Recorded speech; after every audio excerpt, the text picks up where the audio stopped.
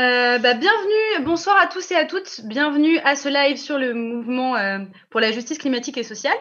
Donc, je suis Eva, je fais partie de l'équipe de la base et je suis ravie de vous accueillir pour cet événement où on parlera des actus du mouvement, de ses perspectives, mais surtout les moyens pour vous de vous engager maintenant.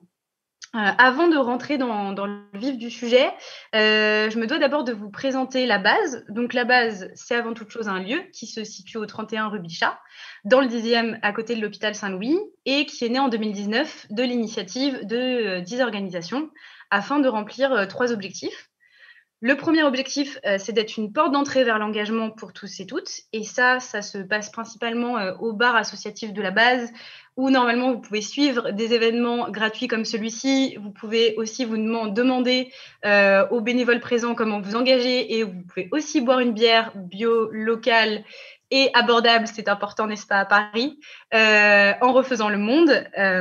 Et les deuxième et troisième objectifs, en fait, c'est d'être un soutien logistique au mouvement pour la justice climatique et sociale et de permettre aux organisations qui le font de créer des synergies entre elles. Et ça, on le fait grâce aux espaces de travail, donc un coworking, des salles de réunion, des espaces de stockage qui se trouvent à l'étage de la base. Donc ça, évidemment, c'est en temps normal, donc vous imaginez qu'en ce moment, c'est pas trop possible, mais que je vous le décris quand même tel que c'est normalement et tel que ça va être bientôt, on l'espère. Et comme je vous le disais, à l'origine, la base, c'est un lieu qui a été monté par 10 organisations fondatrices, mais aujourd'hui, ça a bien évolué et je vous propose qu'on prenne un petit temps pour regarder ce qu'elle est devenue, car ce mois-ci, en fait, la base a 2 ans. Donc, joyeux anniversaire à la base. 2 ans, moi, ça me paraît énorme et en même temps peu à la fois. Mais en vrai, si on regarde un petit peu en arrière, c'était pas totalement gagné qu'on ait 2 ans. À l'origine, c'était un projet qui devait durer qu'1 an, parce qu'on n'avait qu'un bail d'1 an. Au bout de cette première année, on s'est dit, waouh, il s'est passé énormément de choses grâce à la base. Est-ce qu'on n'aurait pas envie de continuer? Donc, on s'est dit oui.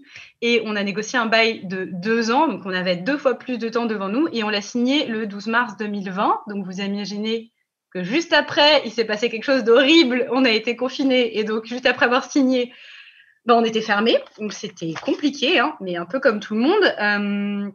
Et là-dedans, évidemment, même si c'était difficile, on ne s'est pas laissé démonter. Et entre les ouvertures et les fermetures, on a quand même fait de la prog en ligne, donc c'est ce qui vous permet de voir ce que vous voyez aujourd'hui. On a réussi à faire un été avec une terrasse top. On a intégré des associations de solidarité pour qu'elles bénéficient du lieu qui, en attendant, était vide, et elles sont toujours actives aujourd'hui.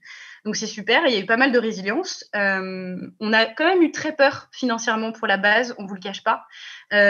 C'était pas gagné parce que sans le bar et sans les espaces de travail qui sont nos piliers financiers, c'était compliqué de payer un loyer et de continuer à survivre. Mais on a aussi un autre pilier de notre modèle économique, c'est vous, les citoyens et les citoyennes qui font des dons. Et grâce à une campagne qu'on a lancée à la fin de l'année, on a réussi à récolter suffisamment pour sauver la base. Et donc, c'est pourquoi aujourd'hui, donc, on souhaite un joyeux anniversaire à la base, mais surtout, on vous dit un immense merci à tous et à toutes pour avoir contribué à ce que le lieu continue d'exister. Et en effet, grâce à vous, grâce au fait que ce lieu existe encore, on peut dire qu'aujourd'hui, la base, c'est plus seulement 10 organisations, c'est une vraie communauté qui regroupe plusieurs dizaines d'organisations, des centaines de bénévoles et des milliers d'adhérents et d'adhérentes. Et c'est une super réussite collective. Dernier petit point, c'est pas parce qu'on a sauvé la base qu'on roule sur l'or, vous l'imaginez bien. Donc, si vous avez envie et que vous avez les moyens de faire un don, c'est cool. Normalement, si vous étiez au bar, vous auriez pris une bonne bière et ça aurait contribué à financer le lieu. Si vous pouvez mettre un peu l'équivalent dans le lien que vous voyez en description, labase.paris/don, c'est top. Et évidemment, ouvrez-vous une bière en suivant ce live, ça sera encore meilleur. Et maintenant, rentrons dans le vif du sujet. Le mouvement pour la justice climatique et sociale, on en est où? On va où? Comment on s'engage? Autant de questions auxquelles on a tous et toutes envie d'avoir des réponses, parce que concrètement, depuis le début de la crise, on a l'impression qu'il ne s'est pas passé grand-chose. On n'a pas pu se voir, on n'a pas pu faire de marche, on n'a pas pu organiser des grosses actions, et pire, on n'a pas pu boire de bière à la base, et donc ça commence à faire long. Alors, pour se redonner un peu d'énergie et se remettre dans le contexte de là où on en était il y a 2 ans, et pourquoi il y a 2 ans? Parce qu'il y a 2 ans, jour pour jour, le 16 mars 2019, c'était la marche du siècle. Donc, c'était la plus grosse marche en France sur nos sujets, donc la justice climatique et sociale. À Paris, c'était 107 000 personnes et partout en France, 350 000, donc c'était énorme. Et cette marche, elle s'appelait la marche du siècle parce que quelques mois plus tôt, il y avait eu le lancement de l'affaire du siècle. Donc, 4 organisations, dont il y en a une fait partie de nos invités, qui lançaient, donc qui attaquaient l'État en justice en lançant notamment une pétition pour l'obliger à respecter les accords de Paris et rester sous la barre des 1,5 degrés.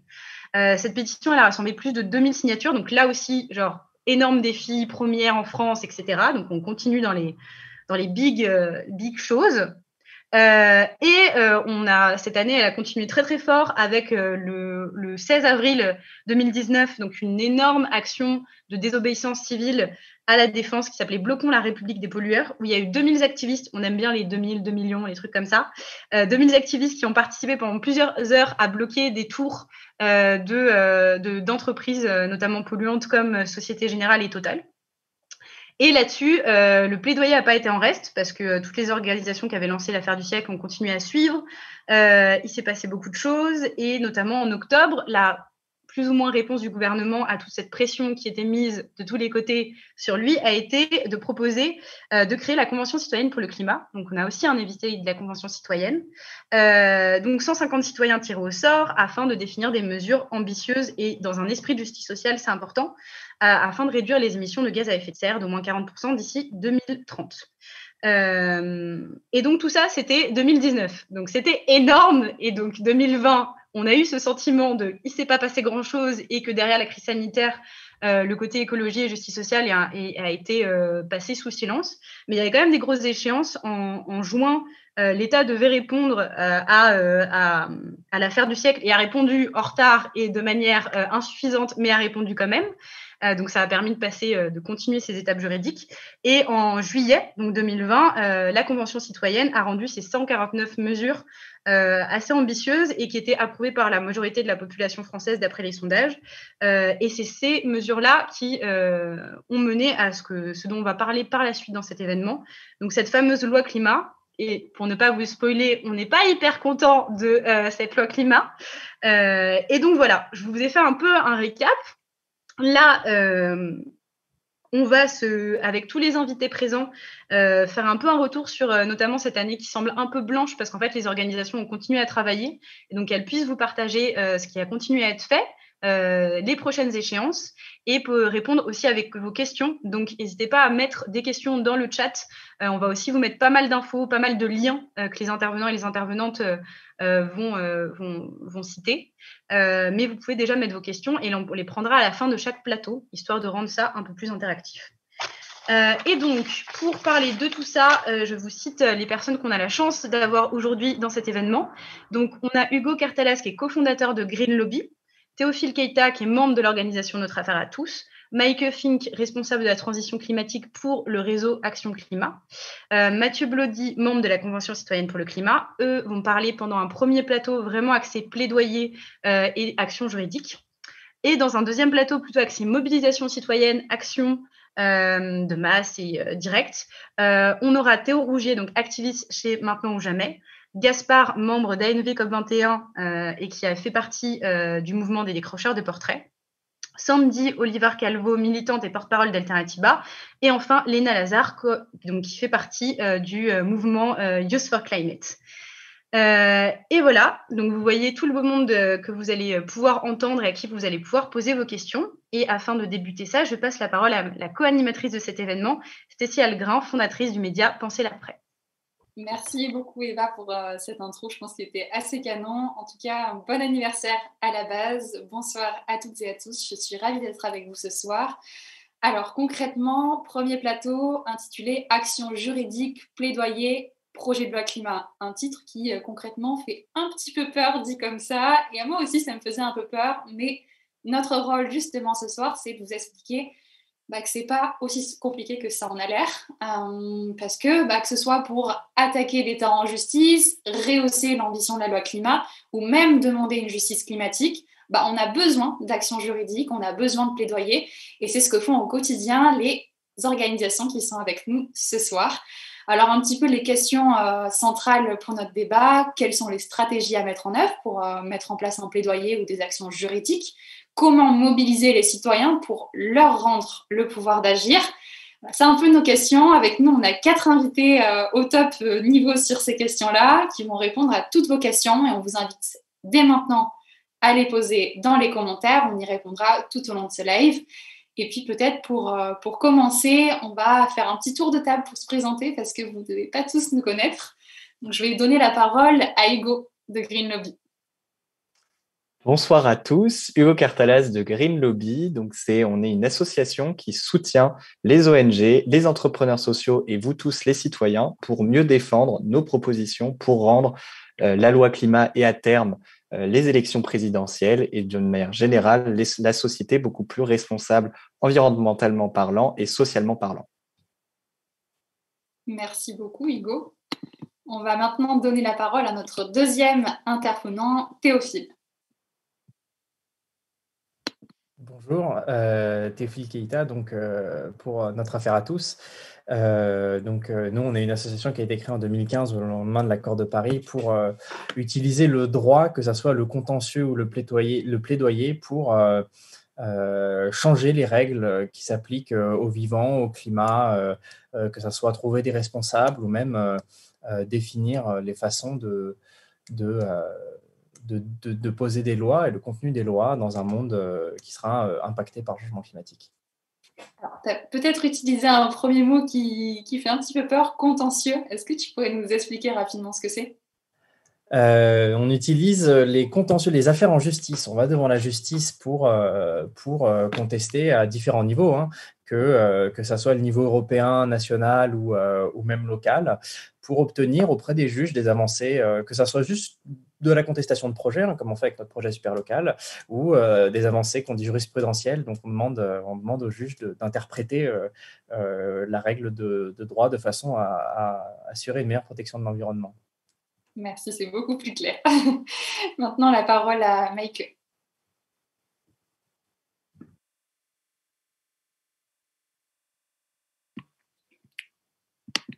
Bonsoir à tout le monde. Donc, je vais dire quelques mots sur le réseau Action Climat, qui est donc une association environnementale qui travaille sur le changement climatique. Nous avons aujourd'hui 25 associations membres et je vais juste vous donner quelques exemples. Il y a donc des associations environnementales généralistes comme le WWF, France Nature Environnement, Greenpeace ou les Amis de la Terre. Mais il y en a aussi des associations membres qui sont spécialisées sur un sujet comme la FUP sur le vélo. Des associations de la solidarité internationale comme CARE France ou le CCFD, des associations qui travaillent sur la précarité, donc comme le Secours catholique, et aussi des structures comme Alternativa qui fait donc le lien très bien entre le plaidoyer et la mobilisation.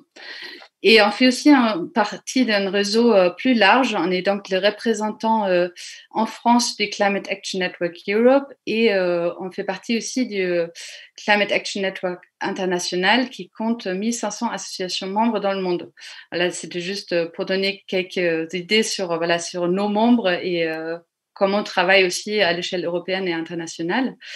Et ensuite, en France, notre activité principale est faire la coordination des positionnements communs avec nos associations membres sur les sujets de changement climatique et porter donc ces positionnements et des propositions et faire des plaidoyers donc autour des questions de la transition écologique et juste à toutes les échelles, donc à l'échelle locale auprès des collectivités, à l'échelle nationale, donc sur les projets de loi importants comme c'est le cas en ce moment sur le projet de loi climat, à l'échelle européenne aussi via notamment la position du gouvernement français et à l'échelle internationale, notamment via les COP de la CNUC, donc la conférence des Nations Unies sur le changement climatique. Et donc, sans surprise, en ce moment, l'équipe du RAC est beaucoup mobilisée sur le projet de loi climat et résilience. Et donc, nous avons identifié des mesures qu'on suit tout au long de ce projet de loi, donc 15 mesures phares. Nous avons aussi développé donc, un outil pour suivre ces mesures et montrer les avancées et reculs sur ces thèmes. Et nous avons pareil rédigé des propositions d'amendements et plus globalement, collectivement, on suit les débats en commission spéciale en ce moment et jusqu'à la séance plénière qui va commencer à partir de fin mars. Donc voilà, en quelques mots, le réseau Action Climat. Beau programme. En tout cas, bravo à toutes et tous pour vos actions au quotidien. Alors, on va commencer avec une question qui est assez costaud quand même. Quand on est une organisation, que ce soit notre affaire à tous, Green Lobby, le RAC ou autre, comment est-ce qu'on fait pour que le plaidoyer qu'on va mettre en œuvre ou même les leviers juridiques qu'on va essayer d'actionner soit vraiment, qu'il y ait vraiment un impact comparé à ce que peuvent faire des gros lobbies industriels, sachant qu'on n'a pas forcément les mêmes moyens, une équipe avec les mêmes expertises ou la même taille en tout cas. Comment est-ce que vous avez fait peut-être notre affaire à tous au début? Comment est-ce que vous vous êtes organisé? Au tout début, vous voulez peut-être parler de la façon dont on a mené l'affaire du siècle avec nos partenaires. Ça partait un peu de loin. En fait, l'idée déjà, c'est que notre affaire à tous, c'est un peu structuré aussi autour de cette affaire-là, hein, tenir l'État responsable pour une action face au changement climatique. Donc, on était vraiment sur la question de l'attribution de la responsabilité du changement climatique d'un point de vue juridique. Et puis, au fur et à mesure du développement avec la Fondation pour le Nature et l'Homme, Oxfam et Greenpeace, au fur et à mesure du développement de l'affaire, il a fallu qu'on mette en place une stratégie de communication, une stratégie qui pouvait vraiment impacter. Et on était juste au moment des premières marches climat, hein, c'est-à-dire que la première marche climat, ça devait être début septembre 2018. C'était le moment où nous, on travaillait à fond sur cette affaire-là. Et est venue l'idée de capitaliser. On sentait qu'il y avait une montée de sensibilisation face au changement climatique. Et c'était aussi le début des Gilets jaunes, hein. Le contexte, il est vraiment là, hein. Il est au début des Gilets jaunes. Je me rappelle que notre ministre de l'Environnement parlait souvent des Gilets verts face aux gilets jaunes, etc. Donc, on sentait qu'il y avait un momentum qui allait peut-être bientôt se fermer, hein, puisque on n'était pas sûr que ça durerait longtemps. Donc, on avait déjà un terreau sensible en fait, de mobilisation citoyenne entre les marches climat, les mobilisations des Gilets jaunes. Et on avait aussi une fenêtre politique, puisque la question, hein, que ce soit les Gilets jaunes ou les marches climat, c'était le changement climatique et l'environnement. Donc, ce qu'on a fait, en fait, quand on y pense, c'est qu'on a tablé sur la symbolique d'un recours contre l'État, hein, tenir l'État en justice responsable d'une carence fautive. Donc, on a la faute, on a la responsabilité, qui sont des mots forts et qui ne sont pas dénués de sens juridique, hein, puisque notre recours était vraiment fondé, il l'est toujours d'ailleurs, et notre recours est fondé sur beaucoup d'éléments de recherche avec des professeurs et des avocats. Et on a combiné cette symbolique avec le regard des millions de gens qui ont signé la pétition et qui participaient à ces marches, etc. Donc, là où on avait la force du droit aussi, d'une part, sur laquelle on travaillait depuis un certain temps, on a profité pour avoir aussi la pression, si je veux dire politique. Et le message, il n'est pas anodin de dire « on vous voit ». Ne pas agir. On vous voit ne pas agir, on vous voit et on vous regardera tout le long de ce recours. Et le défi, ça a été de maintenir cet engagement sur le temps, puisque le temps du procès, qui est d'au moins 2 ans, hein, on l'a vu, on est en 2021 et on commence à avoir les premières décisions, ça a été de maintenir ce regard-là pendant 2 ans. C'était vraiment le défi. Super, merci beaucoup. Et la phrase que tu viens de prononcer, on vous voit, je pense que ça peut aussi s'appliquer à la Convention citoyenne. À toi, Mathieu, qui, après avoir travaillé pendant des mois sur des propositions, vous regardez finalement l'État totalement foutre en l'air tout ce que vous avez fait. Alors, comment est-ce que toi, tu réagis à ça? Et peut-être un retour sur ton expérience en tant que citoyen membre de cette Convention citoyenne. Bonsoir à toutes et à tous. Oui, du coup, j'ai été tiré au sort de la Convention citoyenne. Je fais partie des 5 membres de la Convention de la région Rhône-Alpes. Effectivement, aujourd'hui, on est tous déçus, nous les 150, par rapport au retour du gouvernement. Nos mesures, elles ont été vidées de leur sens quelque part. Et aujourd'hui, malheureusement, on ne reconnaît pas réellement nos mesures. Après, on va rien lâcher, on va continuer à se battre. Mais forcément, on est un peu déçus et que à l'avenir, on espère que c'est quelque chose de bien plus grand qui va arriver. Parce qu'aujourd'hui, si vous êtes là, je pense que tout le monde qui est là, qui est présent, on est là tous pour la même chose, pour le bien de la planète. Parce que la planète, elle n'a pas besoin de nous, mais nous, on a besoin d'elle. Et c'est quelque chose de très important. Aujourd'hui, il y a des animaux, il y a même de la flore qui disparaissent. Il faut que ça s'arrête. La biodiversité, c'est ultra important. Il y a des puits de carbone. Les forêts, on voit bien ce qu'on en fait. Faut qu'on arrête. Et merci à tous d'être présents. Merci à toi, Mathieu. Peut-être pour continuer sur cette lancée d'un instant politique qui est assez marquant, Convention citoyenne, qui a ensuite mené à ce fameux projet de loi climat. Et il y a beaucoup d'organisations qui se mobilisent autour de ce projet pour rehausser les ambitions, notamment Greenvox, qui a été porté par la Coalition Jeunes, et également Green Lobby, qui est représenté ce soir par Hugo. Est-ce que tu pourrais nous expliquer peut-être un peu comment vous avez fait pour créer vos amendements et réunir autant de citoyens avec Greenvox? Tout à fait, merci Stécie. Et déjà, en effet, je voudrais remercier tout le monde autour de cette table parce que comme ça a été très bien montré, ça a été un processus de longue haleine où chacun autour de cette table a joué son rôle et continue à jouer son rôle.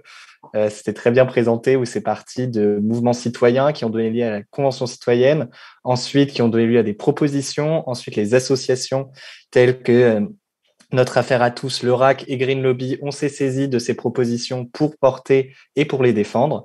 Et donc aujourd'hui, on est dans l'étape où on a besoin de vous, vraiment les citoyens. Et ça, c'est vraiment un message que je voudrais vous faire passer.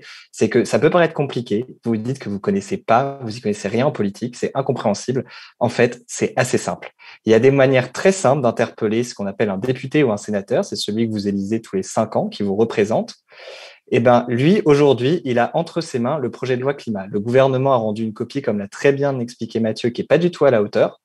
Donc, des propositions ont été faites pour la relever. C'est ce qu'on appelle des amendements, qui ont été aussi bien portés par le RAC que par notre affaire à tous, que par Green Lobby, que par la Coalition Jeunes, que par les entrepreneurs sociaux. Un certain nombre d'acteurs se sont engagés.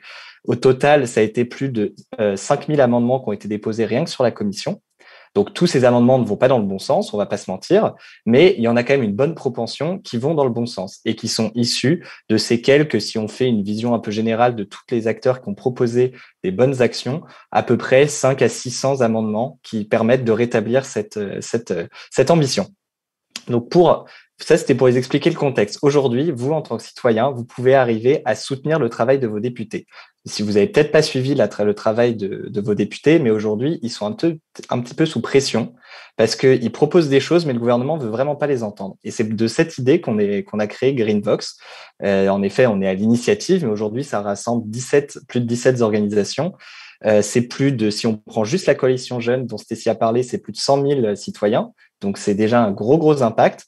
On a écrit avec une association qui s'appelle Déclic, qui fait partie de la Coalition Jeunes, près de 90 amendements qui se permettent de s'intégrer dans l'ensemble de ce que font aussi les autres associations en complémentarité. Et aujourd'hui, ce qu'on vous propose, c'est de soutenir des courriers thématiques sur 11 thématiques sur le site de Greenvox. Donc, vous allez devoir l'avoir le lien normalement dans votre écran. Et donc, je vais vous montrer tout de suite. Voilà, le site Greenvox tel qu'il est aujourd'hui. Donc, aux dernières nouvelles, on a un petit peu dépassé les 75 000 signatures. Donc, notre ambition, c'est d'arriver à 100 000 d'ici d'ici la fin de la commission, donc c'est-à-dire vendredi. Ils vont avoir un peu de retard, donc ce sera plutôt dimanche. Mais donc là, vraiment, ce que je vous invite à faire, et ce qui nous aiderait tous beaucoup, c'est de continuer. Donc, vous pouvez regarder ce site qui est en lien. Vous avez 11 courriers qui sont sur des thématiques telles que la pollution plastique, nos futurs emplois, nos commerces de proximité, une alimentation durable, les passoires énergétiques. Enfin, c'est vraiment tous les grands sujets qui sont traités par la Convention. Et donc, notre objectif, c'est que vous rentriez, là, vous voyez, votre prénom, votre nom, un email, parce qu'on a malheureusement besoin de ça pour justifier votre signature si on nous pose des questions, un code postal pour que ensuite vous puissiez, votre voix, la donner à un courrier qui sera adressé à votre député, avec tous les citoyens de votre territoire et avec un ensemble d'associations, d'entreprises qui soutiennent aussi le mouvement. Et c'est comme ça que votre député, il va entendre ce que vous avez à lui dire. Et on a des très bons exemples. Je vais en citer qu'un pour après pas être trop long. C'est celui du groupe local Greenvox de Rennes, qui a fait une très belle action, en plus de réagir sur Greenvox et d'avoir beaucoup de signatures. Ils sont allés devant la permanence de la Laurence Maillard-Méniori, qui est présidente de la commission spéciale. Ils l'ont interpellé et ils ont collé tous les amendements qui étaient jugés irrecevables dans sa permanence. Sa réaction était de dire finalement, on va peut-être discuter avec vous, en étant encore condescendant parce que on nous dit que vous êtes des jeunes comme les écoliers, mais il y a une réponse et il y a un rendez-vous. Donc vraiment, ça fonctionne, n'ayez pas peur. Alors, en plus de Greenvox, on a d'autres organisations qui se bougent et heureusement parce que plus on est nombreux et plus on pourra espérer secouer un peu ce cocotier qui sommeille à la place du gouvernement actuellement. Et pour ça, il y a le RAC qui fait énormément de choses. Donc, peut-être que Maïgue, tu peux nous en parler? Oui, tout à fait. Merci beaucoup. Dans la suite de ce que Hugo a présenté, en effet, nous avons côté Réseau Action Climat aussi travaillé sur des amendements et ce qui est très intéressant, c'est le fait qu'il y a un soutien au sein de l'Assemblée parmi les députés de tous bords pour des propositions pour renforcer le texte du projet de loi. Et c'est en effet très important pour s'imaginer que c'est aussi un moment très crucial avant la séance plénière où il y aura donc tous les députés de mettre la pression à la fois sur les députés et le gouvernement. Et côté Réseau Action Climat, nous suivons donc les débats en commission en direct et nous, ce qu'on souhaite faire sur une base quotidienne sur les 15 mesures phares que nous avons identifiées, c'est donc travailler notamment sur le décryptage. Ça veut dire montrer notamment quels sont les députés qui sont vraiment progressifs en avance aussi dans les prises de parole et dans le portage des amendements, et les députés qu'on appelle les fossiles, parce que chaque jour, on publie un post sur les réseaux sociaux qui montre en gros le fossile du jour et le champion du jour sur nos sujets. Donc, pour montrer que c'est pas un bloc à l'Assemblée, mais il y a bien des personnes derrière et des députés qui portent aussi nos messages. Et ça, c'est très important. Et donc, on veut mettre ça en lumière sur les réseaux sociaux. Et nous avons également mis en ligne un site internet qui s'appelle le climatomètre.org. Donc, sur ce site, vous pouvez voir pour les 15 mesures particulièrement structurantes qu'on suit d'un côté Réseau Action Climat, les avancées, les reculs pendant le débat à l'Assemblée et tout au long du processus jusqu'au vote final, donc aussi pendant les débats au Sénat qui vont intervenir plus tard. Voilà, où on est par rapport à ces mesures-là. Et notre point d'entrée, c'est de dire, en effet, comme ça a été dit, qu'aujourd'hui, le projet de loi, l'ambition climatique est largement en dessous de ce qu'il faut faire. Donc, notre point d'entrée, c'est pour être à 100%, donc avoir une mesure vraiment structurante qui change la donne et qui nous amène sur la bonne trajectoire, quel est le chemin à parcourir? Et donc, si vous allez sur le site, vous pouvez voir sur les différentes mesures où on est. Et aujourd'hui, malheureusement, on est plutôt autour de 0 à 10% en fait des chemins à parcourir sur ces mesures-là. Donc, le chemin est encore long.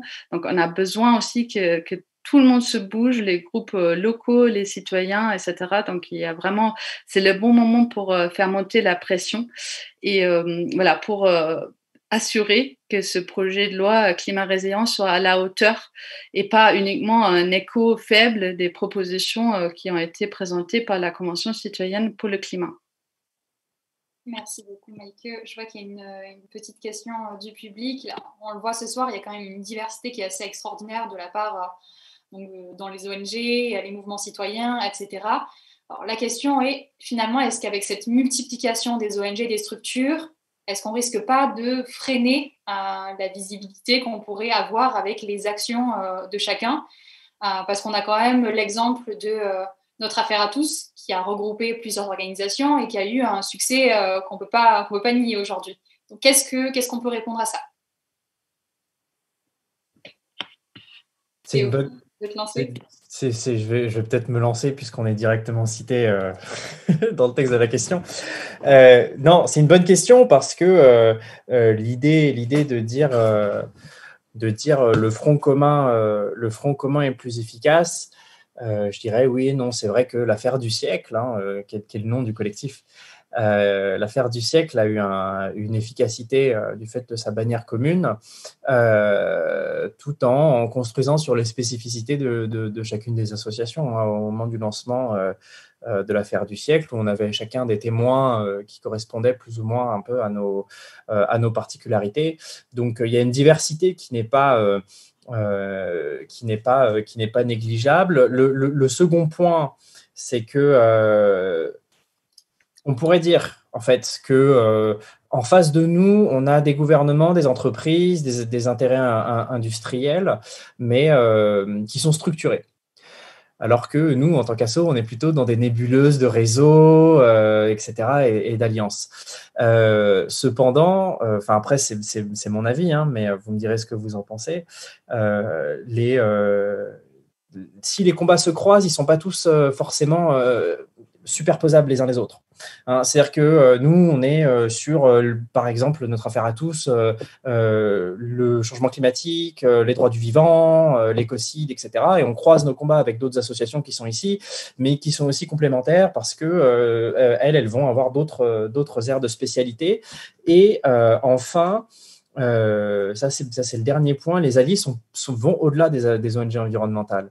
On peut avoir des alliés, là on le voit dans la loi climat, c'est qu'il y a des amendements du groupe LAREM qui sont très surprenants parce que de la République en marche, parce qu'ils sont étonnamment très, qui vont dans notre sens, et d'autres absolument pas. Nous, chez notre affaire à tous, on voit des décisions de justice, donc on a des juges, des avocats qui poussent aussi indépendamment de ce qu'on propose. Donc il y a toute une diversité qui nécessite une coordination, c'est vrai, mais je pense qu'on ne peut pas la faire rentrer sous une seule bannière unique, ça serait compliqué. Oui, et puis il y a pas mal de personnes dans l'écosystème qui expliquent que finalement, c'est assez utile, comme tu viens de le mentionner, d'avoir un peu des actions, des moyens de lutter et des sujets différents à des instants bien particuliers, et de se retrouver quand on voit qu'il y a intérêt à se regrouper et que c'est un peu cet instant qui va créer cette cohésion et ce mouvement commun.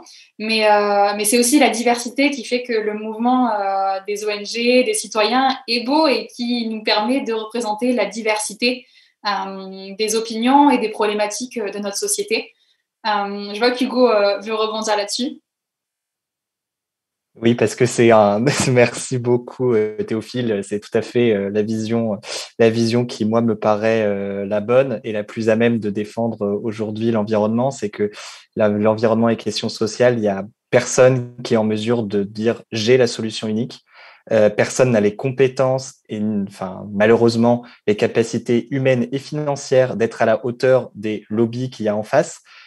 Donc, on a besoin d'être divers, on a besoin d'avoir des compétences qui sont différentes, mais surtout, ce dont on a besoin, c'est sur des points importants comme le projet de loi climat, de se retrouver. Et c'est ça qui va faire notre force. Donc, vraiment, il faut continuer à faire grossir. Par exemple, on n'en parle pas forcément assez, mais aujourd'hui, de plus en plus d'entrepreneurs et d'entreprises veulent aller dans le bon sens. Il faut aussi les aider. Et c'est pas le rôle de tout le monde. Voilà, il faut qu'ils puissent avoir leur mot à dire. Et qui puissent aussi porter des amendements. Un certain nombre portent des amendements qui vont dans le bon sens. C'est le cas aussi des syndicats professionnels. C'est le cas de beaucoup d'acteurs différents. Donc, résumer la question environnementale et sociale simplement à des associations telles qu'on est présent ici, en fait, ce serait dommage parce qu'on va perdre si on fait ça. On a besoin de tout le monde pour gagner ce combat.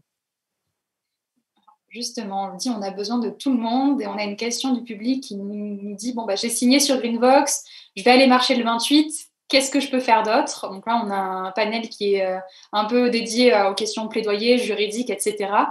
Alors, moi, Stécie, par exemple, j'ai pas fait de droit. Je comprends absolument rien à ce que vous me racontez sur les amendements, etc.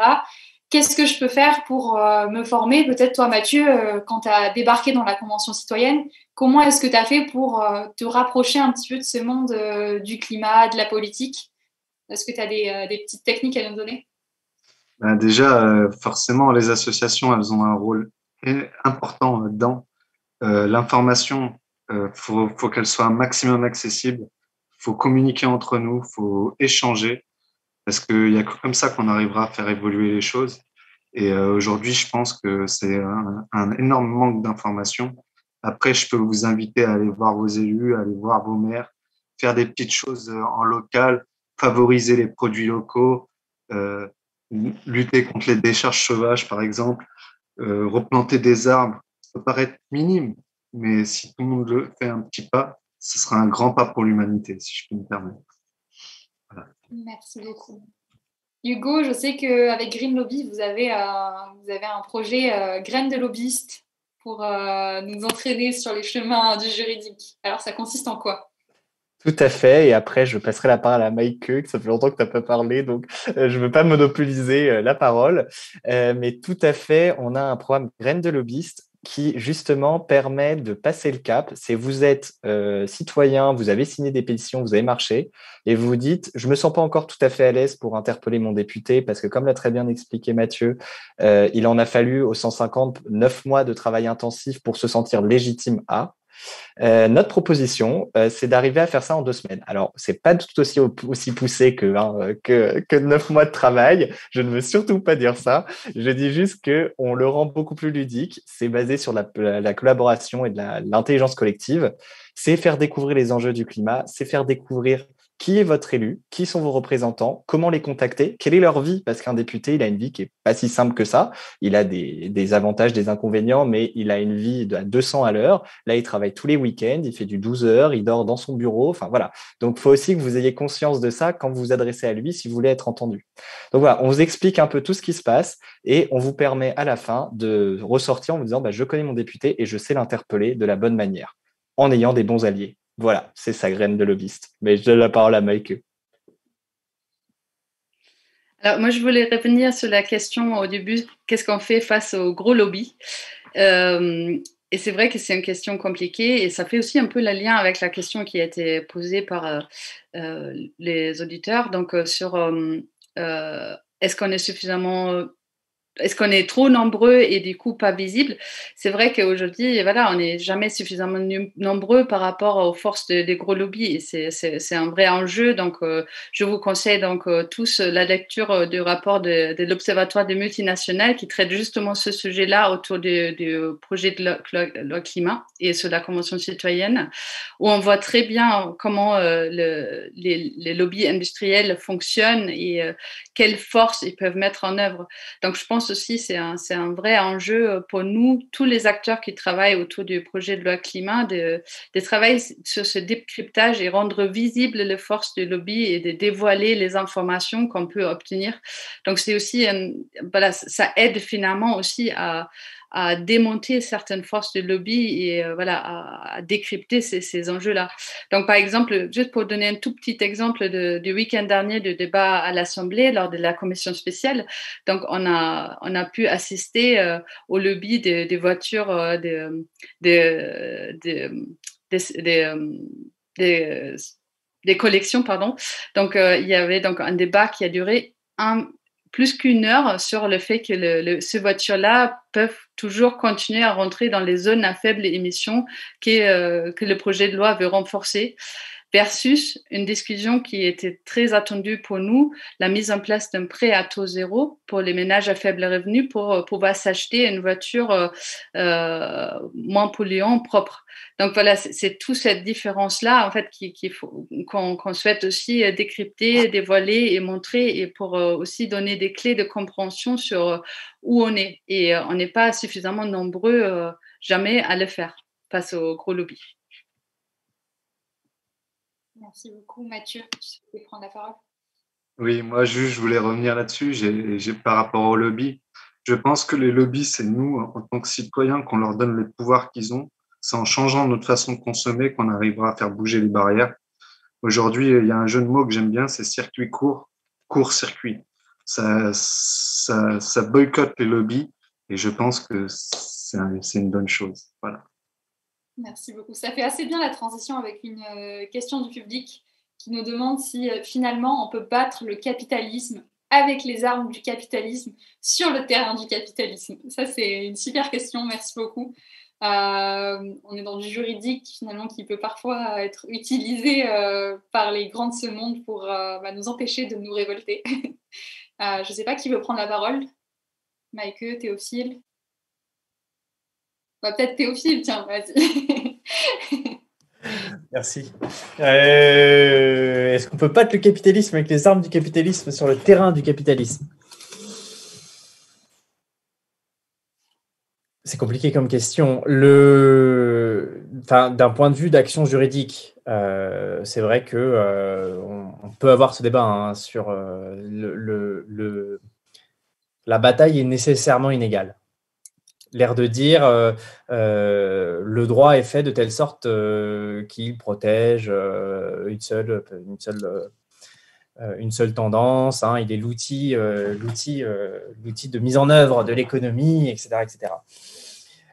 Cependant, faut pas être fataliste parce que justement, l'idée pour nous, c'est de modifier les règles du jeu, modifier littéralement les règles du jeu, que ce soit dans la Constitution, puisqu'on porte depuis longtemps maintenant, depuis plusieurs années, le changement de la Constitution pour l'introduction du climat dans la Constitution.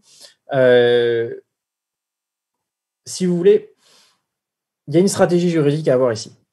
Parce que l'idée, c'est de pouvoir développer des outils assez précis, assez techniques, juridiquement parlant, et efficaces juridiquement parlant, c'est-à-dire de sortir de juste l'idée qui peut être belle, de dire on va par exemple, instituer un écocide. Ensuite, il faut arriver avec un texte juridique qui fonctionne. Il faut arriver avec un texte juridique qui rentre dans le cadre de la Constitution, qui rentre dans le cadre des grands principes du droit pénal, etc., etc. Et pour ça, c'est nécessaire d'utiliser un savoir, une connaissance juridique. Et après, c'est une position personnelle, mais je pense que c'est important de savoir parler le langage de ceux dont on pense qu'ils ont les moyens du pouvoir, que ce soit les députés, qu'il faut aussi savoir parler le langage des juges qui rendent des décisions de justice, il faut savoir parler le langage de l'administration, etc., etc. Donc, ça nécessite forcément d'être un peu à cheval. Après, c'est une vision qui peut être très personnelle. Je ne veux pas engager l'ensemble de notre affaire à tous dans une position plus ou moins tranchée sur cette question.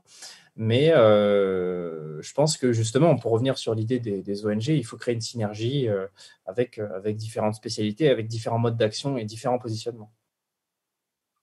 Maïke, du côté du réseau Action Climat, comment ça se passe? Oui, du coup, pour compléter, je pense que chaque association qui travaille sur le sujet des changements climatiques et la transition écologique juste et qui fait du plaidoyer est confrontée à cette dissonance cognitive de temps en temps. Parce qu'en effet, nous avons tous une vision en fait, du monde où on veut vivre en fait, qui ne correspond pas du tout au capitalisme et qui n'est pas compatible. Donc, il faut qu'on dessine le chemin, comment on peut y aller. Et pour ça, il faut qu'on utilise aujourd'hui aussi des outils qui sont à notre disposition. Et donc, qu'on travaille aussi avec les propositions comme via les amendements, finalement, pour bouger les choses. Donc, on peut très bien comprendre que ça passe suffisamment vite pour certaines personnes, associations, etc. Et je pense qu'il est tout à fait nécessaire qu'il y ait différents types de stratégies de changement. Mais c'est vrai que c'est une réelle question et c'est justement ce qui est important, je pense, pour trouver une cohérence dans tout ça, c'est réfléchir sur les différentes étapes de ce chemin et quels sont les outils à chaque moment. Et aujourd'hui, on ne peut pas se dissocier complètement du système dans lequel on vit, mais au moins la posture du réseau Action Climat, c'est aussi de se considérer comme à l'intérieur en partie et donc de voir aussi le transformer de l'intérieur en participant aux consultations, etc., même si on voit tous les freins qui existent par rapport à ça et les blocages, etc. Donc voilà, il faut de toute manière une multitude de stratégies et de formes d'action. Hugo ? Je serai très bref, mais pour compléter tout ce qui a été dit, je suis absolument convaincu qu'il faut parler le langage des puissants et donc des juridiques et donc des administrateurs, que ça soit d'un point de vue écriture d'amendements, écriture de propositions de loi, devant les tribunaux, devant les CE et les COMEX d'entreprise, enfin, tout doit être pris en compte. Par contre, ce qu'il ne faut vraiment pas oublier, c'est qu'on peut être très bon techniquement, mais quand même, il y a beaucoup de choses qui sont des choix politiques. Et jamais, je n'accepterai jamais assez ça. Un exemple qui va vous parler, enfin, qui peut parler à tout le monde. En ce moment, le projet de loi climat, beaucoup d'amendements. Il y a quasiment 40% d'entre eux qui sont jugés irrecevables. Quand on regarde la manière dont ils sont jugés irrecevables, ce qui voudrait dire que juridiquement, ils tiennent pas vraiment la route ou qu'ils sont trop loin du texte de loi, ça n'a aucun sens. Aucun. On va vous dire que ça crée une charge pour l'État, alors qu'en fait, vous créez une taxe qui va rapporter de l'argent à l'État. Il y a des choses aberrantes qui se passent. Donc, vraiment, n'oublions pas, il faut savoir leur parler, mais surtout, il faut savoir s'énerver et dire que c'est des choix politiques. Donc, allez voter. Allez voter et faites pression sur tous ces hommes et femmes qui ont ce pouvoir de choisir comment la loi va aller. Merci beaucoup, Mathieu. Et puis, on va devoir conclure ce premier plateau. Déjà, merci. Vous avez tous un peu résumé la situation. Mais je voulais en venir que nous, nos mesures de la Convention citoyenne pour le climat, elles ne seraient pas sorties telles quelles sans qu'on soit passé par des juristes. Donc, forcément, ça a un rôle, c'est important. Aujourd'hui, comme le crime d'écocide, ils l'ont changé en délit d'écocide. Mais toutes nos mesures, elles ont été écrites par des juristes. Et ça, c'est important. Il faut se battre avec leurs cartes. Malheureusement, aujourd'hui, on n'a plus le choix. Voilà. Merci beaucoup. Merci beaucoup à tous les quatre pour ce plateau. Peut-être pour résumer un peu les actions qui sont possibles en tant que citoyen. Déjà, premier, aller sur Greenbox, signer les 11 courriers pour essayer de sauver ce projet de loi climat. Deuxième, vous pouvez également vous engager dans les associations qu'on a mentionnées toute la soirée, mais il y a également un point qui a été soulevé, c'est d'essayer de détenir ces clés, le langage des puissants, que ce soit d'un point de vue juridique, compréhension du climat, etc. Et pour ça, on a la chance d'avoir quand même beaucoup d'ONG, beaucoup d'organisations, beaucoup de citoyens, des influenceurs, des activistes qui nous font tout ce travail de vulgarisation. Donc, n'hésitez pas à les suivre. Je pense à On est prêt, je pense à Notre Affaire à tous, je pense à Green Lobby, à toutes les orgas de la coalition jeune. Donc, suivez leurs comptes. Ils vous font des débriefings constamment. Et ce sera déjà peut-être une première clé pour mieux comprendre quel est notre rôle en tant que citoyen pour aller mettre la pression à tous ces puissants qui décident à notre place. Merci beaucoup.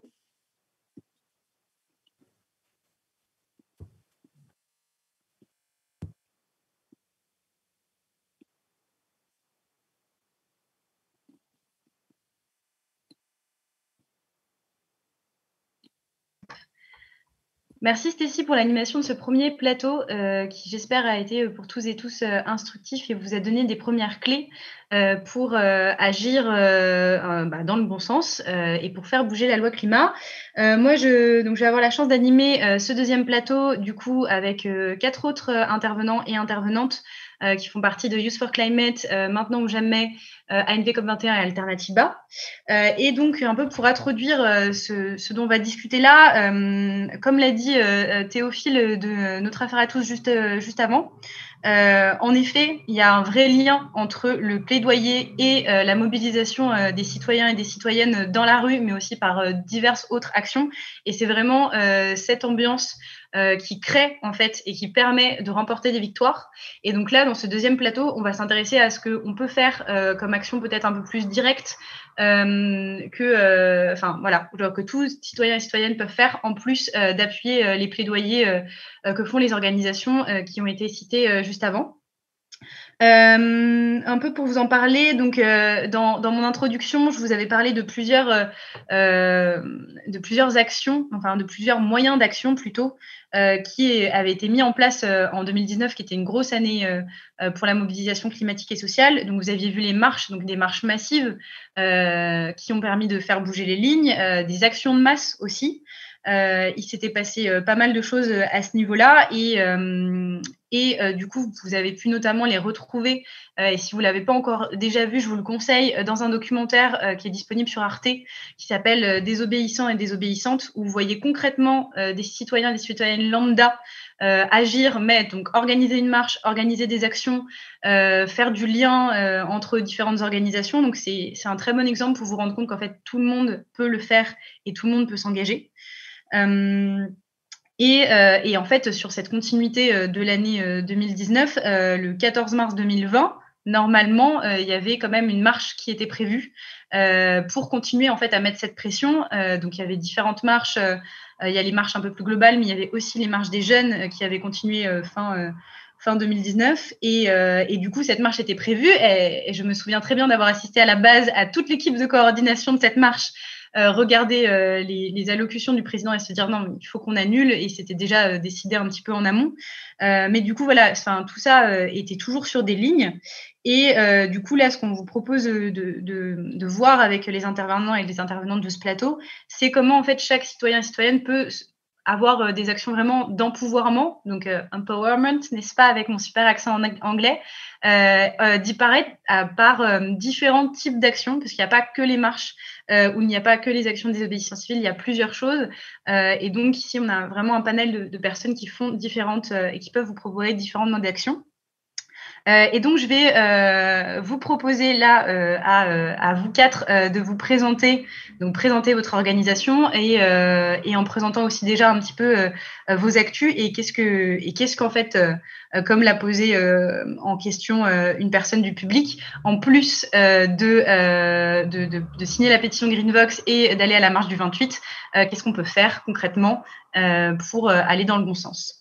Et pour commencer, je vais donner la parole à Théo de Maintenant ou Jamais, parce que c'est directement en lien avec la loi climat. Bonsoir à tous, merci Eva. Moi je m'appelle Théo et je coordonne un programme qui s'appelle Maintenant ou Jamais, et qui est un programme qui a été lancé par un mouvement qui s'appelle Citoyens pour le climat et une ONG qui s'appelle Climates en juin 2020. Et qui recrute, forme et organise des citoyens à agir en ligne. Donc aujourd'hui, on est 3000 bénévoles sur des groupes WhatsApp répartis par réseaux sociaux, enfin répartis par réseau social de préférence d'action, et on agit en ligne. En gros, l'origine, pour répondre à ta question, l'origine de Maintenant ou Jamais, c'est que au moment de la Convention citoyenne pour le climat, au moment où les mesures de la Convention citoyenne pour le climat ont été rendues publiques et ont été rendues au gouvernement, donc en juin dernier, on s'est rendu compte que énormément de critiques émergeaient, à la fois en amont et juste après que les mesures soient rendues. Énormément de critiques ont émergé sur les réseaux sociaux notamment.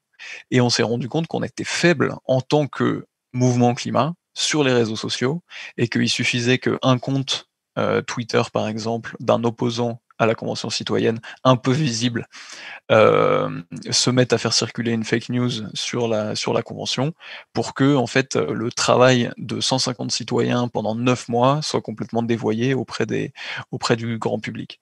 Et donc, notre proposition, c'était de renforcer l'influence du mouvement climat et des gens qui défendent les mesures de la Convention citoyenne au départ, en ligne et particulièrement sur les réseaux sociaux. Voilà. Évidemment, on pense que c'est important que toutes les opinions puissent s'exprimer. En revanche, si seulement les opinions critiques ou les opinions ou les infos mensongères circulent plus que ce que nous on essaie de défendre, on pense que c'est un problème. Et donc du coup, on a monté ce programme avec 2 objectifs. D'abord, le fait de proposer d'autres modes d'action, de nouveaux modes d'action par rapport à ce qu'on faisait traditionnellement ou dans le milieu climat. Et donc, par exemple, des activistes qui sont chez Greenpeace ou chez Alternatiba ou dans d'autres organisations, on se disait, tiens, quand ils sont dans le métro le matin ou qu'ils ont 20 minutes à passer, et ben, ce serait cool de pouvoir leur proposer un mode d'action indolore par rapport à leurs autres engagements, mais qui permettent quand même de faire une différence. Et surtout, on voulait que des citoyennes et des citoyens qui ne sont pas habitués à se réapproprier le débat public, qui ne sont pas habitués à utiliser les réseaux sociaux comme un outil pour diffuser nos idées et défendre le monde dans lequel on croit, on voulait que on voulait leur donner ces outils en fait. Et on voulait faire prendre conscience aux gens, et à des gens qui sont pas habitués à faire ça, que les réseaux sociaux et une bonne utilisation des réseaux sociaux, enfin une bonne utilisation, en tout cas une utilisation dans un objectif de conviction était super utile, et c'était aussi se réapproprier le pouvoir en tant que citoyen et notre pouvoir démocratique sur les réseaux, quoi. Et donc ça, c'est l'origine et pourquoi on a créé ça. Sur les actions en gros, ce qu'on a faites là depuis qu'on existe, Maintenant ou jamais, dans sa forme actuelle, a surtout pris de l'ampleur à partir de décembre dernier, et donc peut-être certains d'entre vous ont assisté à 2 lives, 2 événements qu'on a fait, donc le premier était en décembre avec Cyril Dion et le deuxième était il y a quelques semaines avec, Mathieu Orphelin notamment et Marie Toussaint. Et en gros, donc le premier live, il y avait 2 200 personnes en ligne, et c'était aussi une action en ligne, et donc on a propagé l'idée justement qu'il fallait une loi climat plus ambitieuse, et on a commencé à mobiliser en ligne et à faire émerger le sujet, à ce moment-là. Et dès le lendemain, donc c'était le 4 décembre, il y a eu notre première action en ligne, concrète. Il y a 1700 personnes, 1700 bénévoles qui sont allés poser une question à Emmanuel Macron en direct pendant son interview par le média Brut. Et comme on s'est mis à comme on était tellement à poser la même question à la fois sur le feed Facebook et sur Twitter et sur Instagram, Rémi Buzine, qui interviewait Emmanuel Macron à ce moment-là, a posé notre question. Et donc, à côté de ces actions spécifiques qu'on fait et qui sont aujourd'hui entièrement focus sur la loi climat et sur le fait d'avoir une loi climat plus ambitieuse, on a aussi envie, et c'est ce qu'on commence à faire, d'être en soutien des autres organisations de l'écosystème, en nous associant à elles et en mettant à disposition notre infrastructure de propagation, en fait, parce que nos 3000 bénévoles, c'est une manière de prendre un contenu et de le faire exploser sur les réseaux sociaux. Et du coup, on travaille en coordination avec d'autres organisations pour pousser leur contenu, pousser des vidéos, etc. Et donc, si vous voulez nous rejoindre pour faire ça, si c'est possible que les modérateurs mettent dans les commentaires maintenant le lien vers le formulaire où vous pouvez du coup nous rejoindre, choisir le réseau social sur lequel vous voulez nous rejoindre, donc Twitter, Instagram ou Facebook. On a un groupe expérimental TikTok, donc s'il y a des professionnels de TikTok, vous êtes les bienvenus. Et en gros, vous allez être redirigé vers des groupes WhatsApp sur lesquels ensuite on vous propose d'agir avec nous, et on se retrouve toutes les semaines. Il y a des actions toutes les semaines en ligne. Et donc, pour finir, une des actions sur lesquelles on se mobilise en ce moment très fortement, c'est la marche pour une vraie loi climat du 28 mars. Donc il y a plusieurs mobilisations importantes dans les prochaines semaines, parmi lesquelles la marche de Youth for Climate de ce vendredi, dont Léna parlera, et il y a aussi la marche du 28 mars pour une vraie loi climat. Et si on va vous mettre le lien du site, il y a déjà 50 marches qui vont être 50 marches et mobilisations qui vont être prévues en France le dimanche 28 mars, donc c'est la veille de l'examen du projet de loi à l'Assemblée nationale en séance plénière, et donc c'est un moment où il va falloir faire beaucoup de bruit. Et donc on vous invite à vous inscrire sur ce site si vous voulez vous bouger, si vous voulez organiser des rassemblements près de chez vous. Il y a beaucoup d'organisations qui se bougent pour le 28 mars. Il y a 290 organisations signataires de l'appel. Donc voilà, pour nous rejoindre sur Maintenant ou Jamais, vous avez le lien, qui vous a été envoyé dans les commentaires normalement. Pour vous bouger le 28 mars, vous avez le lien du site et le lien de l'événement Facebook si vous voulez vous inscrire. Voilà pour moi. J'espère que je n'ai pas été trop long. Merci. Merci beaucoup, Théo. Tu as été un chouille long, mais tu as donné beaucoup d'infos. Je vais donner maintenant la parole plutôt à Sandy d'Alternativa, qui pourra faire un focus aussi sur cette marche du 28 mars, mais peut-être plus de manière locale sur Paris. Et je vous invite à du coup essayer d'être un peu concis, histoire qu'on puisse aussi prendre des questions du public. Je pense qu'il y en aura pas mal sur les modes d'action. Sandy. Oui, merci Eva. Et bonjour à toutes les personnes qui sont en ligne, que je ne vois pas, mais c'est la tristesse du format en ligne. Mais merci quand même d'être là. Alors moi, du coup, je suis Sandy d'Alternativa Nationale et je suis très engagée aussi au niveau du groupe local de Paris. Mais du coup, moi, je vais vous parler d'Alternativa et de ce qu'on fait. Et donc, pour revenir sur la question de ce que posait Eva sur ce que fait Alternativa, qui est Alternativa. Donc, en quelques mots, nous, on est un mouvement citoyen de mobilisation qui se mobilise pour faire face au réchauffement climatique. Et donc, le mot mouvement citoyen est quand même assez important là-dedans. Et on est clairement derrière les mobilisations climat depuis 2013.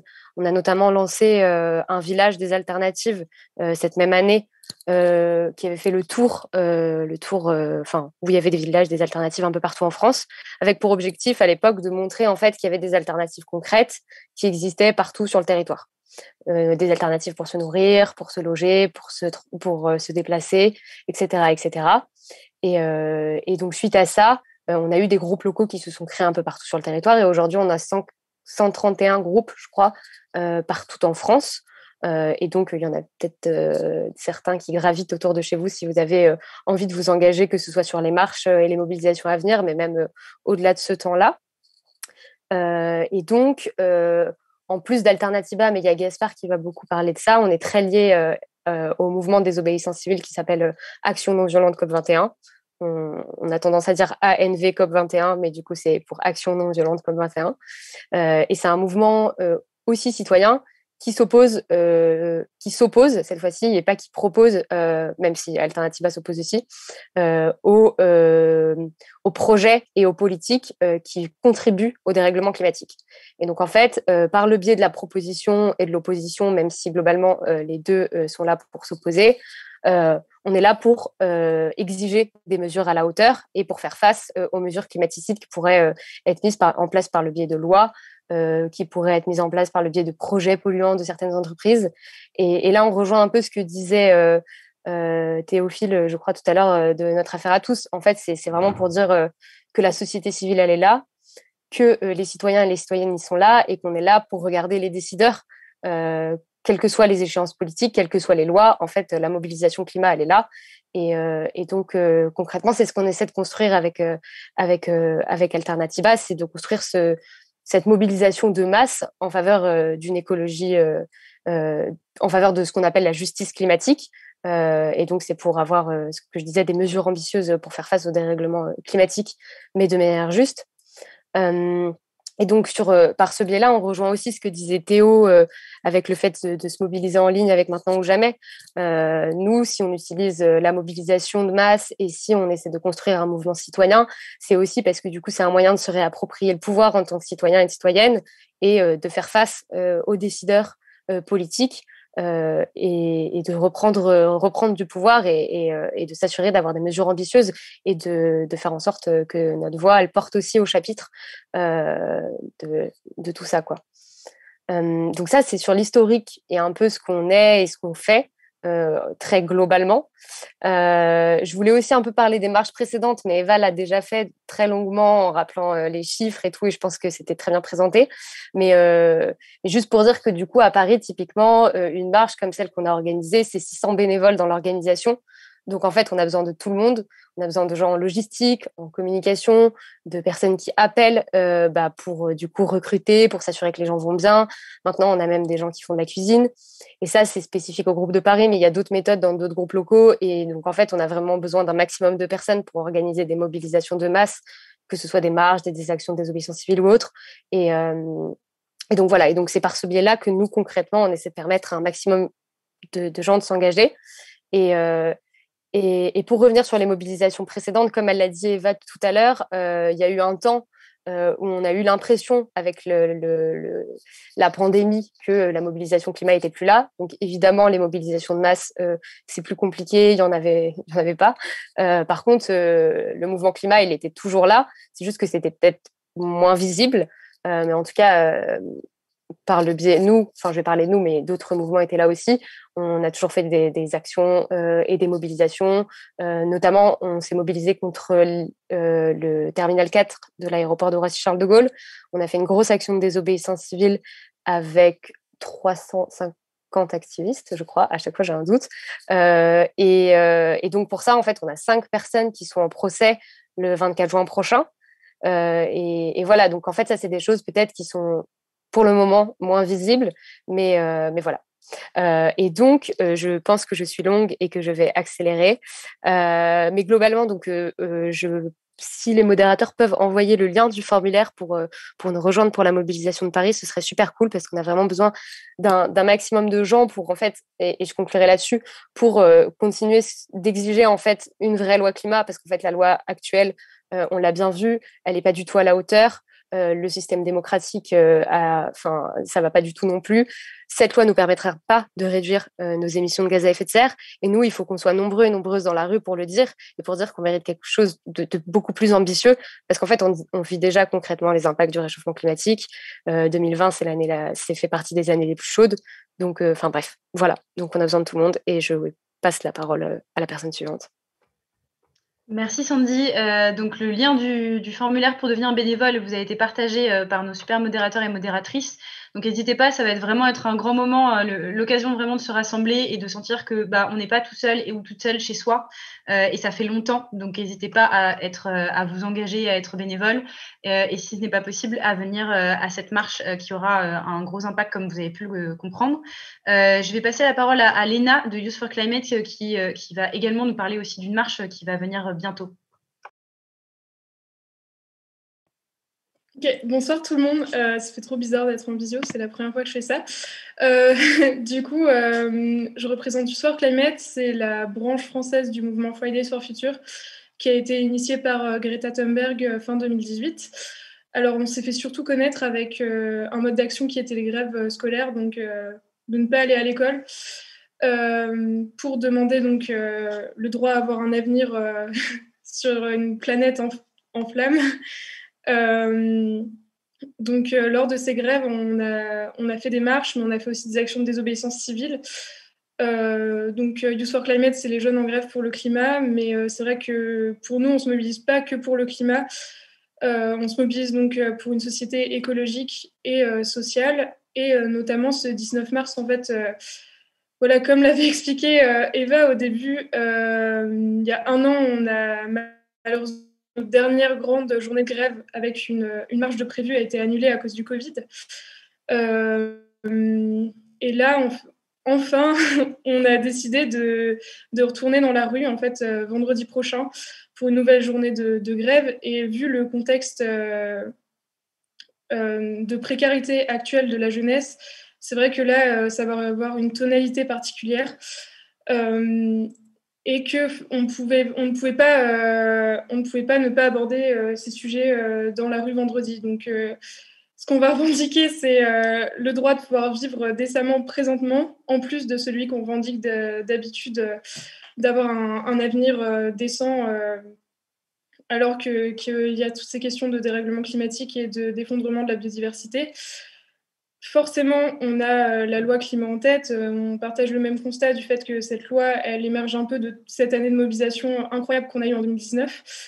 Après, c'est vrai que nous, on n'a pas la même manière de se mobiliser là-dessus parce que le point de vue du Youth for Climate, c'est que ça fait 50 ans qu'on sait qu'on est dans une situation tout à fait catastrophique, qu'il y a une grosse partie du mouvement écolo qui justement se concentre sur une perspective de plaidoyer, de réformisme. Il y a des super assos comme Greenpeace plus traditionnellement ou le réseau Axio Climat maintenant qui ont des personnes très calées là-dessus, mais que là en fait il s'agit plus d'essayer de convaincre en fait les pouvoirs politiques il s'agit vraiment de les contraindre, donc en ayant une forte mobilisation collective, mais aussi en dépassant en fait les cadres du système, notamment via la désobéissance civile.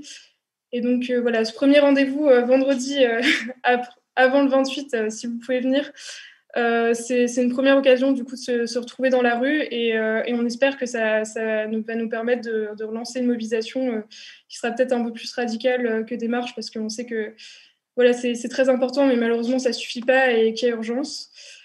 Si vous pouvez mettre le lien du coup de la carte des mobilisations en France, ce serait super cool. Je sais pas, la personne qui gère le live. Ok. Et aussi le lien d'événement Facebook pour Paris. Et bon, ben voilà, ce sera tout pour moi. Merci beaucoup Léna, et comme tu l'as fait remarquer très justement, en fait c'est vrai que le côté il n'y a que les ONG et du coup les citoyens ont un peu plus de mal à se mobiliser que par des pétitions. C'est vrai que les années à partir de 2018 ça a vraiment changé de paradigme, et je pense que c'est important de noter que voilà, genre un peu comme l'avait posé en question une autre personne du public, est-ce que la pluralité est pas en contradiction? Et en fait, on le voit là par l'exemple de Youth for Climate que non, en fait, qu'il y a vraiment genre, cette diversité, elle permet de mettre la pression de plein de côtés. Et en parlant de mettre la pression, du coup, je vais passer la parole à Gaspard, donc pas pour te mettre la pression, mais parce que l'action et ce dont tu vas parler, c'est une autre manière de mettre la pression sur le gouvernement et sur la société actuellement.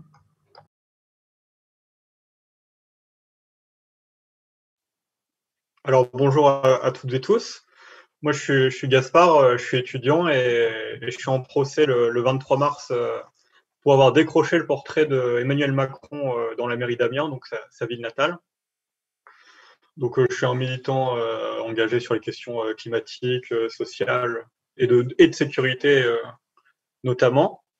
Et du coup, cette action de décrochage, je l'ai fait dans le cadre d'une campagne qui a été menée par Action Nouvelle COP21, donc le mouvement dont parlait Sandy, qui est un mouvement citoyen pour la justice sociale et climatique, donc qui fait des actions non violentes de désobéissance civile pour lutter contre des projets qui sont climaticides. C'est un mouvement qui marche en lien avec Alternativa qui propose des alternatives, etc. Alors que ANV COP21 est dans la lutte, elle dénonce plutôt. Donc moi je suis en procès le 23 mars. Vous pouvez peut-être mettre un lien vers l'événement de procès, et si vous voulez venir, les spectateurs, allez-y, il va être une grosse mobilisation de prévue. Et du coup, je ne suis pas le seul à être en procès. Il y a beaucoup d'autres personnes qui sont en procès. Donc, je vais lire puisque je ne les connais pas par cœur. Il y a Marmande le 29 mars. Il y en a un à Bordeaux le 30 mars. Et un à Toulouse le 2 avril. Donc, il y a eu beaucoup de procès avant. Il y a eu une quarantaine de procès en tout par rapport à ces actions-là.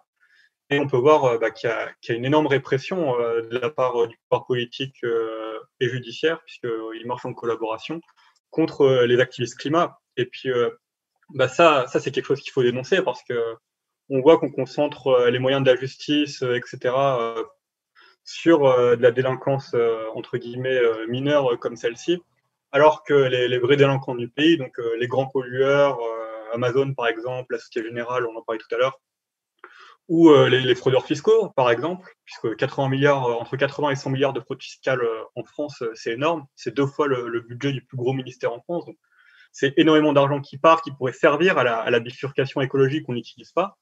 Et du coup, ces gens qui fraudent l'argent, qui volent l'argent à l'État français, ou ces gens qui polluent notre planète, ces gens-là, ils sont pas au tribunal.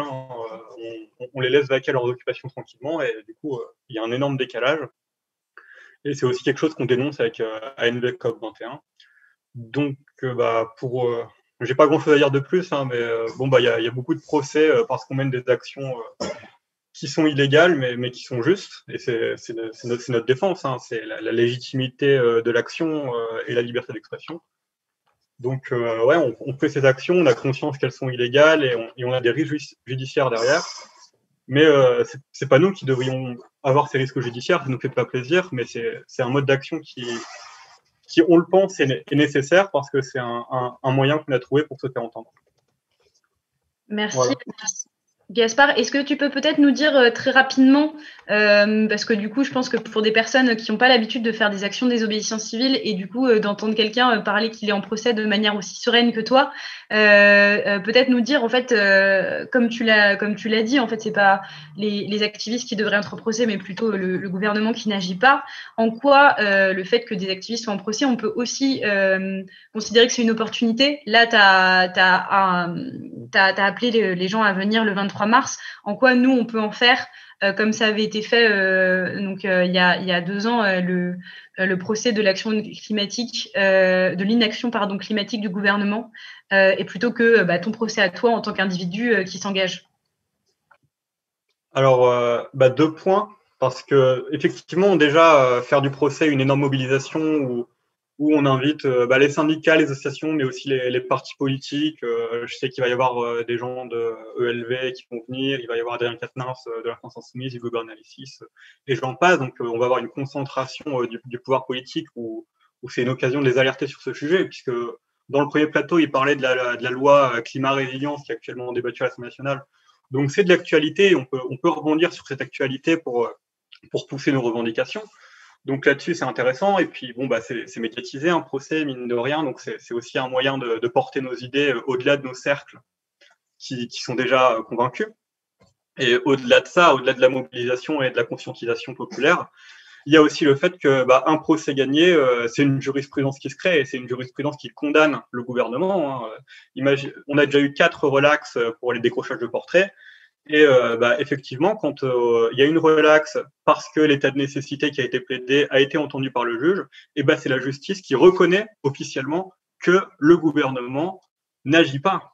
Il y a de l'inaction climatique et des politiques qui sont climaticides. Donc sur ce point-là aussi, c'est intéressant parce qu'on fait avancer la jurisprudence. Et si on fait avancer la jurisprudence, c'est un pas de plus vers la société dans laquelle on veut tous vivre. Merci beaucoup, Gaspard. Merci à vous tous et toutes d'avoir fait un peu ce tour d'horizon qui nous permet de faire un état des lieux d'à la fois ce qui se passe dans le mouvement et de comment les gens peuvent s'engager. À la fin de la table ronde, je ferai un petit récap pour que tout le monde puisse avoir en tête ce qu'il ou elle peut faire pour s'engager un peu plus. Et vous avez notamment dans les commentaires partagé le lien vers l'événement Facebook du procès de Gaspard et le site internet vers les actions de décrochage si vous avez aussi envie d'agir de cette manière-là. C'est une des manières d'agir et de maintenir la pression pour faire changer les choses. Dans les 15 minutes qui nous restent, on va prendre des questions du public aussi, donc n'hésitez pas à les poser en commentaire, elles nous seront remontées et on va d'abord discuter autour d'une première question qui, un peu comme celle du plateau 1, peut paraître très ambitieuse, mais c'est pour vous, vous 4, quelles sont les prochaines étapes ou la prochaine étape pour faire grandir la mobilisation citoyenne et toucher du coup plus de monde, parce que c'est vraiment l'enjeu que en fait, ces sujets-là infusent dans la société et que chacun se sente légitime de s'en emparer et de les défendre. Je vous laisse intervenir un peu comme vous voulez en me disant si vous voulez répondre d'abord à cette question.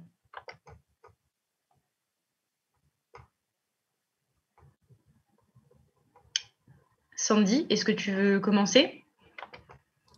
Ouais. Par contre, mon Internet bug un peu, donc je veux bien que tu répètes la question. J'ai été déconnectée à un moment d'ailleurs, donc désolée, mais j'ai quand même réussi à suivre.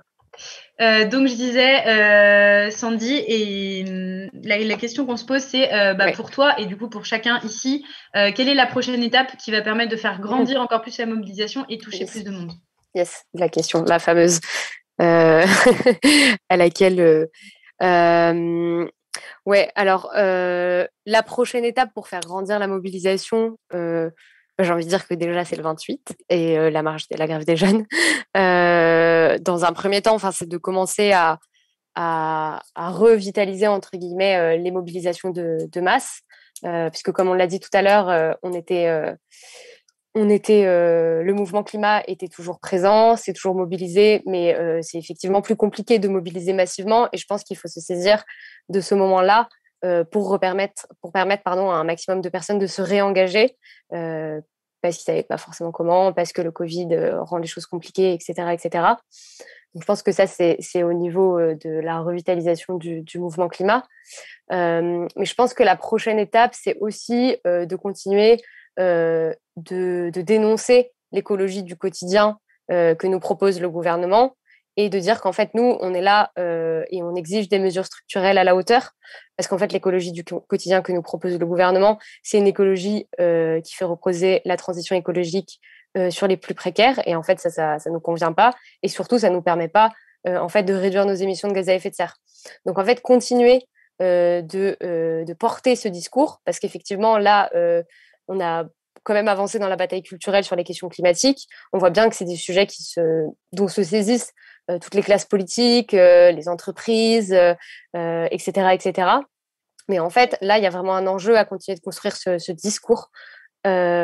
discours-là, et par ce biais-là, en mettant en lumière et en rendant visible celles et ceux qui, on va dire, qui ne sont pas considérés comme des militants climat et écologistes, mais qui agissent concrètement déjà et réellement pour un changement de système. Donc en fait, ça, c'est toutes les personnes qui agissent au niveau local pour des choses concrètes, pour des alternatives végétariennes dans les cantines, comme le fait le Front de Mer avec Fatima Wassak, pour des logements dignes, comme le fait le DAL. C'est toutes ces questions-là qui, du coup, qui sont des luttes pour changer concrètement le système, qu'il faut continuer de rendre visible et qui nous permettent aussi de tracer cette ligne entre l'écologie du quotidien, l'écologie des puissants et l'écologie qui demande des changements structurels et qui vont réellement changer nos vies et réellement permettre de réduire nos émissions de gaz à effet de serre. Et voilà, et donc toujours dans cette mesure-là, continuer, je pense, de dénoncer en fait les beaux discours, parce qu'en fait, plus on avance dans la bataille culturelle, plus évidemment l'écologie, ça peut être, ou les questions de bataille contre le réchauffement climatique, ça peut être des choses récupérables. J'ai du mal à trouver un autre mot, mais comme, vous voyez ce que je veux dire. Plus il va falloir continuer de porter la vision du monde qu'on veut et le fait de vivre dans une société soutenable pour toutes et tous. Et je pense, et après je vais conclure, je ne sais pas si je suis un peu longue, ok. Et je pense qu'il y a vraiment aussi continuer le fait de dénoncer qu'en fait cette écologie du quotidien et les politiques qui ne sont pas à la hauteur, ce sont des politiques rétrogrades, parce qu'en fait, on veut faire passer les militants climat pour des amiches, pour des militants qui proposent de retourner à la lampe à huile, etc. Mais en fait, je pense qu'il faut vraiment faire comprendre que, j'ai envie de dire que c'est eux les boomers, en fait, que nous, on est là avec des mesures progressistes et que eux, ils sont pas du tout à la hauteur. Et donc voilà, et je pense que dans cette ligne-là, évidemment, continuer de se mobiliser avec ce discours-là pour les échéances politiques, législatives, etc., à venir, mais pour imposer la voix de la société civile et de cette écologie-là, quoi. Merci Sandy. Je crois qu'il y a Léna qui veut rebondir et après Gaspard. Vas-y Léna. Ouais, du coup je vais essayer d'être concise, mais en tout cas carrément d'accord avec Sandy sur le fait, je pense qu'il faut rendre l'écologie plus abordable. Enfin, c'est compliqué de s'engager actuellement et que ça passe justement par redéfinir ce qu'est l'écologie et ce qui est totalement l'inverse de ce que veulent nous faire croire les pouvoirs politiques et économiques. Par contre, je trouve que malheureusement, voilà, même 2 ans après ce gros mouvement écolo qu'il y a eu en 2019, on manque encore de stratégie long terme et je trouve que c'est démobilisant à force. Malheureusement, il y a plein de personnes qui sont arrivées à Youth for Climate ou à Extinction Rebellion qui ont mis beaucoup de choses en jeu. Enfin voilà, je cite notamment ces 2 mouvements parce que je les connais bien. Et je pense qu'ils ont arrêté de se mobiliser parce que ça leur demandait trop. Et en même temps, on voit qu'on est face à un mur stratégiquement, en fait. Donc il faut en effet qu'on soit plus nombreux, c'est clair. Mais il faut aussi qu'on soit plus efficace, qu'on rebatte les cartes. Et je pense qu'on collabore plus ensemble entre les organisations qui ont vraiment voilà, cette vision de l'écologie systémique radicale. Et dans cette idée de prôner une écologie différente, ce qui est cool, c'est qu'il y a quand même des initiatives là, qui sortent un petit peu de ce dont on a parlé, là, qui vont avoir lieu ces prochains temps.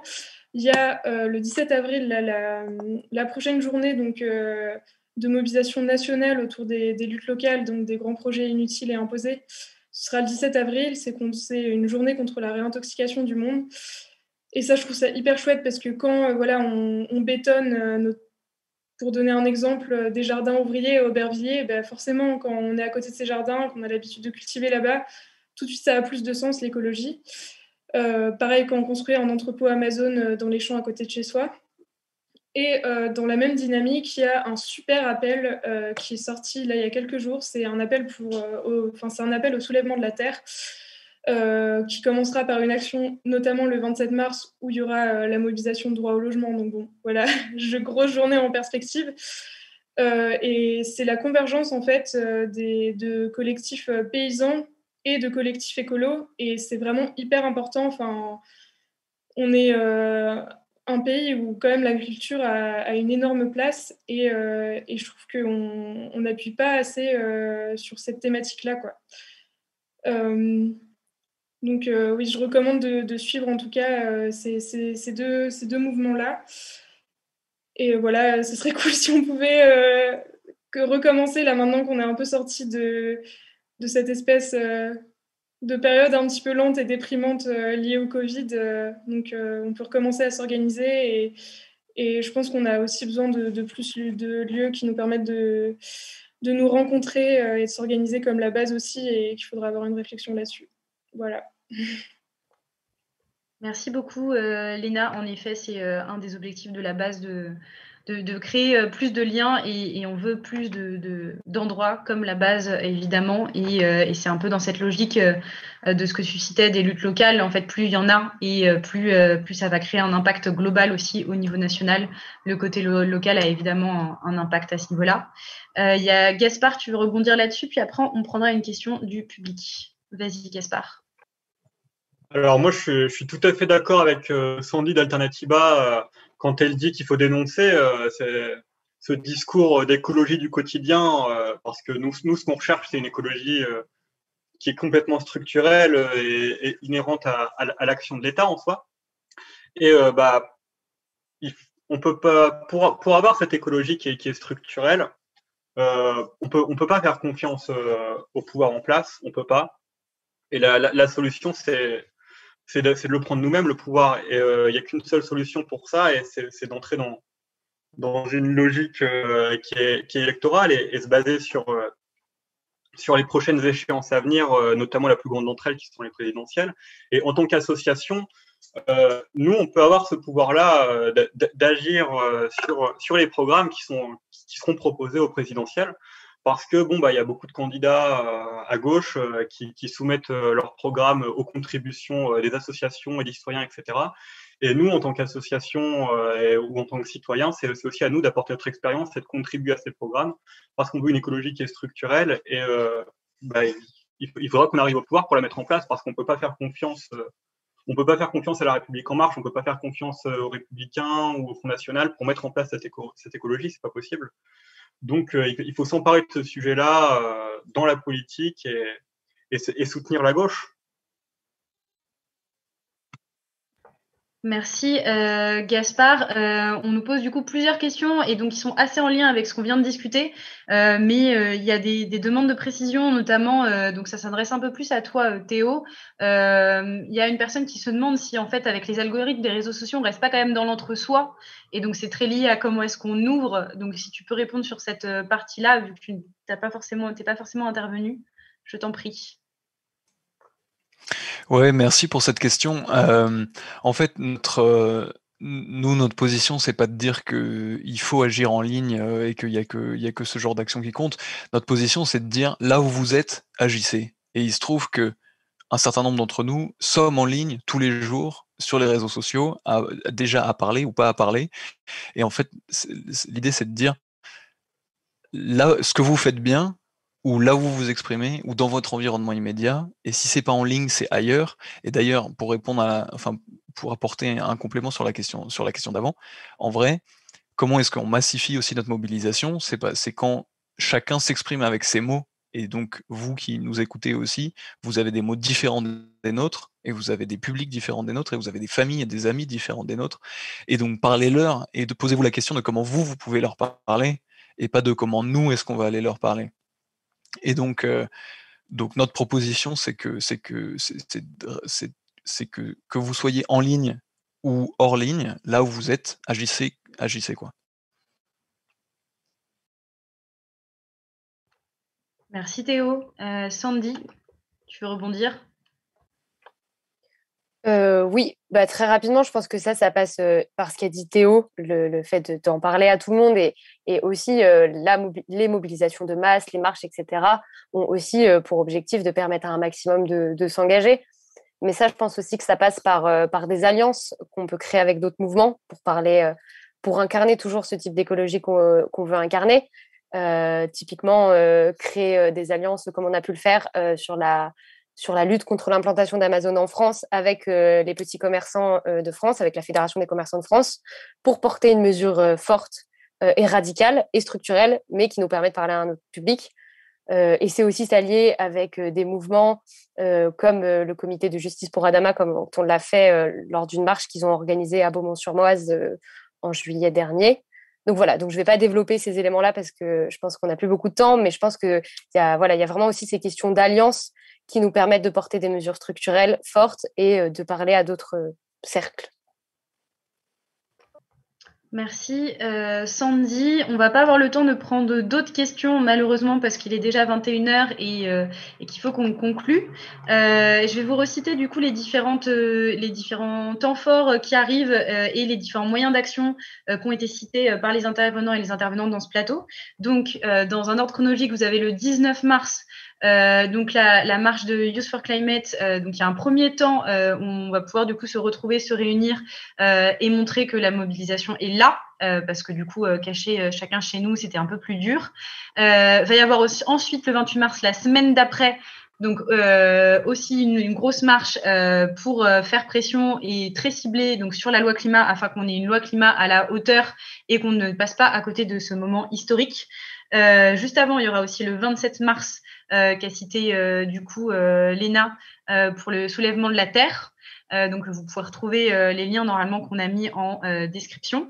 Et le 17 avril, du coup, une grosse journée autour des luttes locales. Donc, comme il se passe des choses au niveau national, il se passe des choses aussi à Paris qui a un impact national, mais il se passe plein de choses partout sur le territoire et c'est cette multiplicité locale qui a aussi une force. Donc, n'hésitez pas à aller voir ce qui se passe à côté de chez vous. Il y a notamment une carte des luttes locales qui est mise à jour régulièrement par Reporter. Donc, vous pouvez aller suivre ça et aller prêter main forte à côté de chez vous. Et globalement, voilà, vous avez les liens pour participer aux différentes marches, pour vous engager en tant que bénévole pour celles qui se préparent, pour vous engager aussi avec Maintenant ou Jamais si vous voulez agir en ligne, et le lien pour soutenir Gaspard et tous les décrocheurs et décrocheuses, notamment lors du prochain procès. Donc, vous avez globalement tout en main, tout ce qui se passe en ce moment. Et vous pouvez aller directement sur les pages de chaque organisation pour leur poser des questions. Merci à tout le monde. On va conclure du coup cet événement. On espère que ça vous a plu, que vous avez pu trouver les réponses que vous cherchiez. Donc, n'hésitez pas à nous le dire en commentaire. Et du coup, pour terminer, je remercie du coup tous les intervenants et les intervenantes qui ont pris le temps de participer à cet événement. Je remercie également l'équipe technique que vous ne voyez pas forcément, donc les modérateurs et modératrices Hugo et Chloé, le réalisateur Hervé, les personnes qui sont occupées en amont de l'événement aussi. Donc il y a Victoria, il y a Marcel et Anne sur la com. Et je vous donne rendez-vous pour le prochain événement en ligne qu'on fait en partenariat avec les Impactrices. Ça sera le 27 mars. Il y aura des choses sur toute la journée, mais il y aura surtout une table ronde en fin de journée sur la place des femmes dans le mouvement pour la justice climatique et sociale, comment cette place, comment les femmes ont un rôle et comment on leur donne aussi plus de place et plus de voix. Voilà, je vous souhaite une bonne soirée et à très vite sur les réseaux.